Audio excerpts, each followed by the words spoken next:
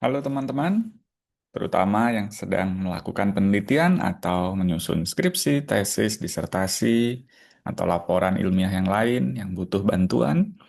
Mari kita belajar bersama supaya jago metopen bersama benang merah. Izin share ya. Oke. Jadi kali ini kita akan belajar beberapa hal tentang error dalam penelitian, desain cross-sectional, intention to treat, perbedaan di dominasi dan mayoritas, MCMC, serta uncertainty interval dan confidence interval. Yang pertama, error dalam penelitian. Dalam penelitian ada setidaknya tiga jenis error kalau mau dikelompokkan berdasarkan prosesnya. Pertama disebut dengan sampling error, yang kedua disebut measurement error, yang ketiga disebut analysis error. Sederhananya, sampling error itu terjadi ketika bagaimana kita memilih siapa atau apa yang akan kita ukur. Yang kedua, measurement error itu lebih ke bagaimana kita mengukurnya. Kalau mengukurnya salah dengan berbagai penyebab ya, bisa jadi dari pengukurnya atau yang diukurnya yang salah, atau alat ukurnya yang salah, itu masuk semuanya di measurement error. Yang ketiga adalah analisis error, itu kesalahan yang terjadi ketika sudah diproses data yang sudah terkumpul. Ketika diolah datanya, ada kesalahan secara sistem analisisnya, pemilihan ujinya, atau salah input data. Pokoknya ketika sudah selesai mengumpulkan data, ketika errornya terjadi di situ, itu disebut analisis error. Apakah pasti ada error dalam penelitian? Bisa juga tidak sih, tidak selalu. Dan itu harapannya. Penelitian yang baik adalah yang bisa meminimalisasi error. Kita tidak bisa menjamin 100% bebas kesalahan. Bisa jadi ada yang salah, tapi target kita tentu minimalisasi errornya itu sendiri. Apakah harus ada tiga-tiganya dalam penelitian? Tentu tidak. Kita juga meminimalisir di setiap tahap sedapat mungkin samplingnya betul, pengukurannya betul, analisisnya betul. Tapi apakah ada penelitian yang ada error di tiga-tiganya? Ya ada saja gitu. Bisa saja kita mendapatkan hasil penelitian misalnya kalau kita melihat penelitian orang yang tiga-tiganya ada gitu. Tapi tentu itu bukan target kita. Target kita seminimal mungkin, sesedikit mungkin. Itu untuk error dalam penelitian. Yang kedua tentang desain cross-sectional. Penelitian cross-seksional itu mengamati populasi tertentu hanya satu kali saja atau dalam periode yang singkat. Yang intinya adalah setiap subjek penelitian itu diambil datanya atau diamati itu hanya satu kali saja. Bisa jadi penelitiannya berjalan dalam 1 tahun, tapi itu karena misalnya enumeratornya terbatas sehingga mereka harus mengunjungi misalnya seluruh rumah tangga di suatu kecamatan gitu, dan itu butuh waktu lama. Itu tetap disebut cross-seksional karena setiap orang itu diteliti, diambil datanya hanya satu kali. Jadi meskipun misalnya contoh mengisi kuesioner hari ini, misalnya kuesionernya terdiri dari 500 pertanyaan, tidak selesai hari ini. Besok datang lagi untuk melanjutkan kuesioner yang tadi belum ditanyakan, poin-poin pertanyaannya, itu masih dihitung sebagai satu observasi atau satu kunjungan atau satu poin data. Dan itu masih dalam kerangka cross-seksional. Jadi ketika pada poinnya adalah kita membuat data itu hanya satu poin per subjek, itu disebut data cross-seksional. Kelemahan utamanya ada tiga gitu ya. Yang pertama, kita tidak bisa melihat sebab akibat. Yang kedua, kita akan mengalami yang namanya bias survivor atau bias prevalensi insidensi. Artinya, Yang cenderung ada ketika kita kunjungi ya yang sedang ada gitu. Kalau misalnya kasusnya banyak menyebabkan kematian, bisa jadi kita kan tidak menemui, kita tidak menanyakan mereka yang meninggal gitu. Jadi cross-seksional itu umumnya kita sudah hanya menanyakan umumnya apakah pernah mengalami ini atau sedang mengalami ini seperti itu. Jadi jarang kita bisa menemukan yang betul-betul kasus baru pas kita temukan. Oh iya, saya baru tahu saya sakit ini itu jarang itu ya. Dan kasus yang durasinya panjang, misalnya penyakit kronis itu lebih mungkin ditemukan dan dicatat atau dianalisis dibandingkan dengan kondisi yang cepat sembuh atau itu tadi cepat mati. Nah, ini bisa jadi temuannya nanti bias gitu, karena kelihatannya sehat padahal barusan sembuh gitu. Jadi hubungan yang ditemukan bisa jadi tidak terlalu oke, tidak terlalu menggambarkan kondisi yang sebenarnya. Lalu ketika kita hanya pakai cross-seksional tanpa teknik-teknik yang canggih gitu, nanti akan banyak ditemukan confounding dan sulit dikendalikan. Karena biasanya itu tadi kita lebih ke survei lah. Mungkin yang lebih umum itu survei. Survei itu salah satu bentuk cross-seksional. Jadi kita nggak bisa milih, kita nggak bisa mengkondisikan, kita tidak bisa memilihnya, menyiapkan dalam tanda kutip, menyiapkan dalam proses seleksi yang sangat ketat itu kadang-kadang kita nggak mungkin gitu. Kadang-kadang kita lebih pilih ya sudahlah sekalian aja diperiksa aja semua gitu misalnya. Nanti dipilah-pilah setelah datanya terkumpul, setelah diinput seperti itu. Jadi supaya lebih praktis malah biasanya memang ya akan macem-macem gitu. Bahkan kadang-kadang kita sudah briefing enumerator pun untuk melakukan kriteria inklusi dan eksklusi pun ya tetap tidak sempurna, tetap harus ada nanti proses cross-checking, cleaning data dan lain-lain. Nah, nantinya bisa juga di tahap analisis bisa dilakukan penyesuaian atau adjustment untuk mengendalikan variabel-variabel ini. Jadi bisa jadi menemukan hal yang baru di sini. Ketika kita tidak sengaja mengambil data tertentu misalnya, atau kita tidak sengaja dalam tanda kutip mendapatkan populasi tertentu, yang mungkin ya akan jadi sesuatu yang oke gitu lah. Ada pertanyaan di sini, apakah data yang dikumpulkan selama beberapa tahun dapat digunakan untuk studi cross-seksional?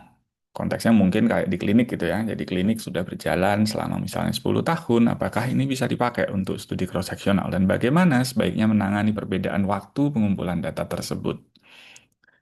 Jadi masih bisa saja asal desainnya cermat. Kan prinsipnya tadi satu orang diamati satu kali gitu ya. Nah, bagaimana jika datanya panjang rentangnya 10 tahun? Ya pastikan saja ketika satu orang itu mewakili satu momen, ya kita bisa masih pakai atau kita sebut sebagai cross-seksional. Periodenya aja yang pandang. Nah, kita lihat nanti di titik mana kita tentukan orang ini akan masuk dalam penelitian. Misalnya seseorang datang 5 kali. Ya kita tentu bisa milih yang mana yang kita anggap mewakili orang itu dalam penelitian ini. Jadi jangan sampai ketika orang ini datang 5 kali dianggap sebagai 5 orang, itu yang nggak boleh. Jadi boleh nanti dipilih misalnya kunjungan ketika diagnosis tertentu saja misalnya seperti itu mungkin bisa.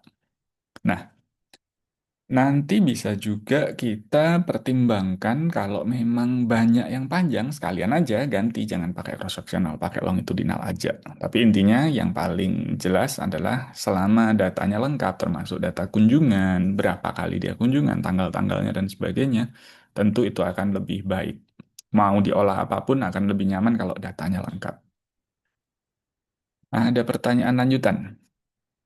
Apa dampak data latency terhadap validitas hasil penelitian cross-sectional?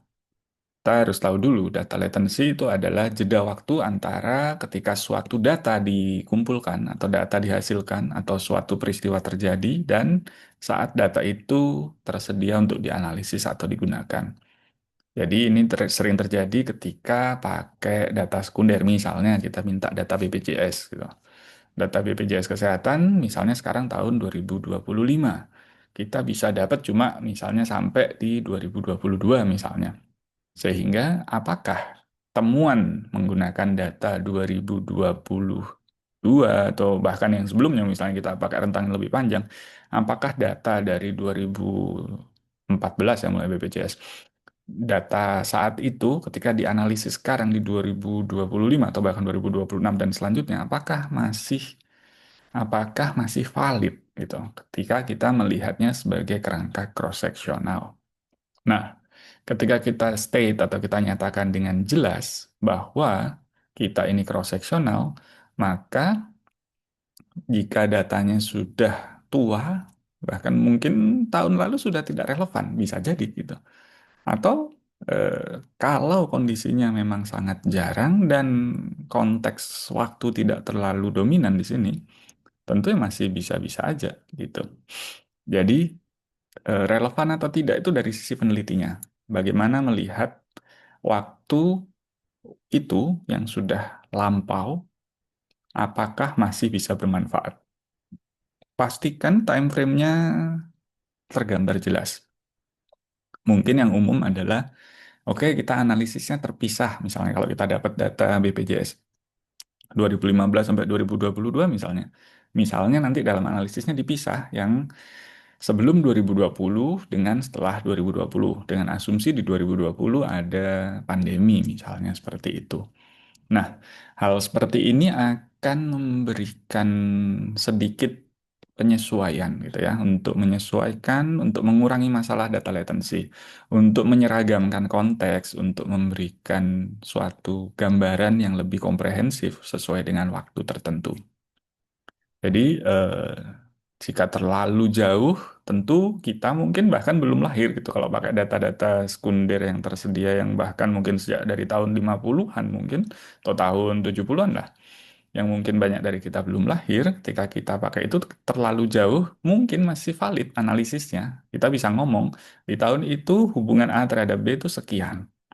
Tapi mungkin kita tidak paham konteksnya. Kita bisa salah menerapkan, salah menilai, salah menginterpretasikan saja gitu. Jadi itu yang penting. Jangan sampai kita pakai data lama untuk kita paksakan dengan konteks masa kini. Gitu ya. Nah, selanjutnya kita akan cek poin yang berikutnya adalah intention to treat. Intention to treat adalah prinsip dalam penelitian klinis gitu ya. Misalnya yang paling terkenal pada RCT gitu. Uji coba terkontrol acak atau randomized control trial. Jadi setiap pasien yang ikut penelitian ini sudah dialokasikan. Nah, secara acak, blind atau tidak itu nanti cerita lain, tapi intinya ketika sudah ditentukan pasien pertama kelompok A atau B misalnya kalau cuma dua arm ya. Terus ketika sudah dialokasikan ke masing-masing kelompok tadi, ya dianalisisnya ketika nanti data terkumpul ya menjadi bagian dari kelompok itu gitu. Entah apakah mereka nanti betul-betul selesai tetap sesuai dengan protokolnya atau di tengah jalan berhenti atau hilang gitu dalam artian tidak lanjut ikut penelitian atau karena kondisi tertentu harus ganti obat dan sebagainya. Jadi lebih ke bagaimana kita menganalisis berdasarkan jumlah sampelnya. Kira-kira begitu sih. Jadi kalau kita menggunakan intention to treat itu kita menjadikan subjeknya yang sudah memang ditentukan kelompok A ya udah itu yang akan menjadi fokus analisis segitu jumlahnya gitu. Kira-kira begitu. Sedangkan yang lain adalah bagaimana ketika ada yang drop out, ada yang pindah obat atau ganti obat atau yang menolak penelitian. Ini data yang sudah terlanjur terkumpul misalnya, kan biasanya lama nih follow up-nya misalnya 3 tahun gitu. Misalnya di tahun kedua dia mengundurkan diri, padahal datanya ada 2 tahun. Kalau kita intention to treat berarti kita analisis nih. Kita jadikan dia somehow kita akan bisa pakai datanya yang 2 dari 3 tahun ini masih bisa kepakai. Kita akan coba sebagai intention to treat. Sedangkan kalau yang kaku, yang RCT biasa gitu ya, yang kaku, itu harus semua yang sesuai protokol lah intinya. Per protokol atau intention to treat. Jadi pembedaannya di situ. Jadi karena yang lebih penting ini adalah beda-beda ya. Jadi kalau kita mau menelitinya seperti apa, Kalaupun kita sudah mencoba mengendalikan penelitian kita dengan baik, pada akhirnya kan kita tetap harus milih gitu. Kita harus milih pakai ITT sesuai niatan awal. Oh, dia ini kelompok A, dia ini kelompok B, dia ini kelompok A, ini kelompok A, ini kelompok B. Konsisten seperti itu membandingkan nanti kelompok A atau kelompok B, atau dijalankan semua sampai selesai. Ternyata misalnya yang drop out, yang mengundurkan diri, atau yang meninggal, atau yang intinya tidak sesuai dengan target kita meneliti tadi, sampai di akhir ternyata tidak terlalu banyak, mungkin kita bisa saja kaku, ya sudah, yang tidak lengkap, yang ada kondisi-kondisi lain, yang pindah terapi dan sebagainya, kita tidak usah analisis. Kita fokus saja sesuai protokol. Kalau bandingan A sampai selesai, kelompok B ini harus sampai selesai, ini dibandingkan ya boleh-boleh saja. Jadi kembali ke peneliti akan pakai pendekatan intention to treat atau tidak. Begitu. Lalu kita lanjut. Apakah perbedaan penggunaan istilah didominasi dan mayoritas? Jadi kalau kita memaparkan hasil penelitian biasanya ketika karakteristik atau analisis univariat yang lain, ada yang menyebut bedanya didominasi dan mayoritas. Jadi didominasi itu menunjukkan ada satu kelas, satu kelompok atau satu kategori ya lebih mendominasi dibandingkan yang lain dalam hal persentase atau pengaruh yang besar. Tapi tanpa harus mencakup lebih dari setengah total populasi. Jadi kalau misalnya status pendidikan, tidak sekolah SD, SMP, SMA, kuliah misalnya seperti itu.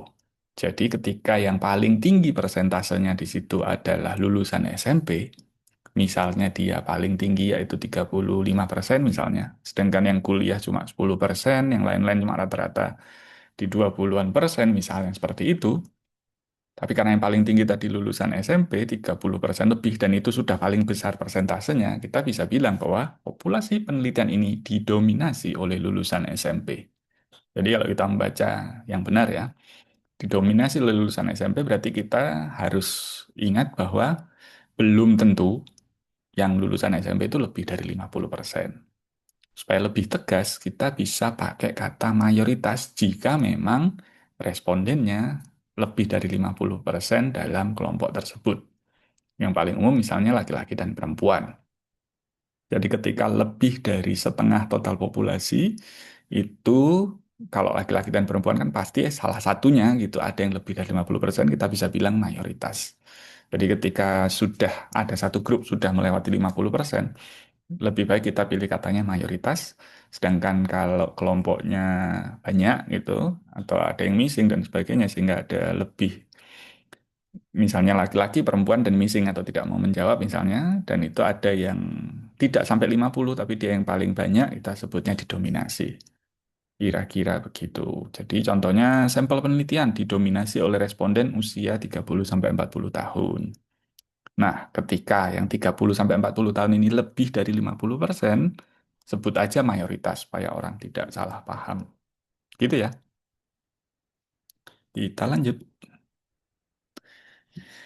Kita lanjut ke MCMC atau Markov Chain Monte Carlo. Ini adalah metode simulasi yang dipakai untuk mengestimasi distribusi parameter model yang kompleks dan dipakai terutama untuk mengambil keputusan atau melakukan inferensi ketika metode analitik atau rumus yang klasik itu tidak bisa digunakan. Jadi ini pendekatan khusus yang banyak dipakai dalam machine learning, Bayesian statistics, ekonometrika, atau bahkan di biostatistik.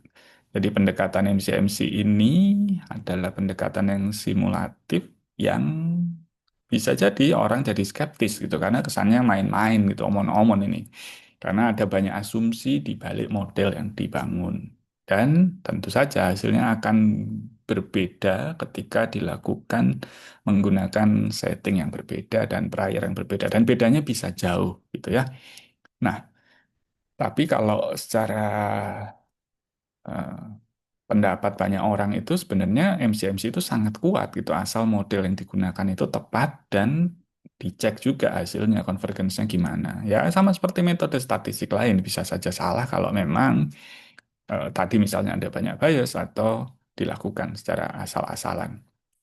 Nah, Supaya analisis MCMC tidak jadi omon-omon, maka harus menggunakan model yang masuk akal. Jadi harus berdasarkan teori, penelitian yang terdahulu, dari data awal yang sudah terkumpul. Lalu kita nanti harus memeriksa convergence-nya. Bisa pakai trace plot, airhead, atau effective sample size-nya seperti apa. Dan ketika tadi nyoba-nyoba, nyetel-nyetel kan namanya juga simulasi ya, pakai yang wajar-wajar saja. Jangan terlalu berlebihan. Itu misalnya batas atas usia dan sebagainya tentu sebaiknya menggunakan prior yang wajar, menggunakan settingan yang wajar. Tetap ketika sudah selesai analisis harus cek sensitivitasnya. Jika asumsinya sedikit dirubah, apakah hasilnya akan beda jauh seperti itu. Nah, prosesnya ini kalau bisa didokumentasikan dan dilaporkan semua asumsi dan hasilnya secara transparan. Jadi silahkan dilakukan jika memang sangat perlu melakukan MCMC, tapi ini sudah di tahap yang lanjut ya biasanya butuh dukungan yang luar biasa untuk bisa melakukan analisis seperti ini. Kita akan lanjut ke yang terakhir untuk di part ini adalah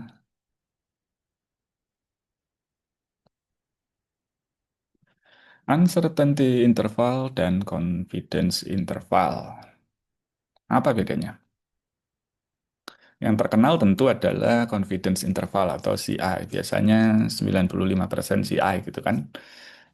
Jadi ini biasanya atau pendekatannya dari statistik yang klasik atau kita sebutnya sebagai frekuentis. Di sini adalah sebetulnya interval yang jika kita mengulang eksperimennya berulang-ulang akan mencakup parameter yang sebenarnya dengan probabilitas tertentu. Jadi, jika kita mengulang misalnya 100 kali eksperimennya, kita akan menemukan hasil yang sebenarnya itu kurang lebih 95%. Jadi ada 5% penelitian yang error. Kira-kira begitu. Contohnya, kita 95% percaya bahwa rata-rata tinggi badan populasi itu antara 165 sampai 175. Jadi eh, bukan berarti ada 95% kemungkinan bahwa rata-rata populasi ada dalam interval itu, bukan. Yang berubah adalah interval dari sampel ke sampelnya. Parameternya sendiri itu sebenarnya tetap, tapi kan kita tidak mungkin mengukur semua orang 100% manusia, kita ukur populasi tinggi badannya berapa. Nah, ketika kita sudah pakai modeling gitu, ini adalah eh, geser bukan lagi confident, tapi lebih ke uncertainty interval. Jadi uncertainty interval itu asalnya itu lebih ke kalau kita simulasi, pemodelan atau estimasi yang lain termasuk pendekatan Bayesian itu adalah interval yang mencerminkan ketidakpastian justru. Tadi kan kalau tadi keyakinan gitu ya, kalau yang confidence kan seberapa yakin kita, seberapa percaya kita. Tapi kalau uncertainty itu seberapa ketidakpastiannya gitu. Jadi interval yang mencerminkan ketidakpastian total dari estimasi, termasuk variasi dari data, asumsi yang dipakai dalam model, dan juga parameter inputnya. Ini bisa mencakup variasi data. Ini mirip sama kayak confidence interval. Ini mencakup juga ketidakpastian modelnya, asumsi distribusinya, atau simulasinya itu sendiri. Kalau yang terkenal kan tadi Monte Carlo gitu. Pada model prediktif kita mempertimbangkan hal-hal ini semua. Jadi contohnya pada epidemiologi atau pemodelan iklim, uncertainty interval itu menunjukkan rentang hasil prediksi. Jadi bukan hanya seberapa percaya, tapi dia prediksi saja dia juga bisa bilang gitu rentangnya ya kira-kira seginilah gitu. Nah, kapan kita pakai confident interval? Itu kalau kita pakai yang penelitian sederhana ya, biasanya untuk anak-anak S1, S2, kita pakai pendekatan statistik frekuentis, misalnya yang UGT, ANOVA, regresi linier. Kalau kita ingin menggambarkan ketidakpastian karena sampel kita sedikit, itu cocok gitu kita pakai confident interval. Dan terutama jika kita yakin data kita itu udah kita clean tadi, dan kita sudah mengecek modelnya dengan baik. Jadi kalau kita membuat estimasi rata berat badan populasi itu dari sampel kita yang misalnya cuma 100 orang ya pakai 95 confident interval gitu. Atau uji klinis kita misalnya punya masing-masing kelompok 30 pasien gitu. Jadi kita bisa bilang rata-rata efek obat dan 95% confident intervalnya gimana untuk menilai efek obat ini signifikan atau tidak jika dibanding-bandingkan. Nah, kalau kita sudah pakai model yang kompleks atau simulasi, kita akan lebih cocok pakai uncertainty interval. Jadi kalau kita memprediksi misalnya jumlah kematian TBC dalam 6 bulan ke depan, uncertainty intervalnya di sini menunjukkan rentang hasil prediksinya itu dari berapa sampai berapa. Termasuk juga WHO ketika mengestimasikan beban penyakit. Itu mempertimbangkan banyak parameter yang bisa berubah-ubah tidak pasti, ya tentu hasilnya rentangnya akan besar. Kira-kira demikian. Jadi, semoga kalian makin jago metopen.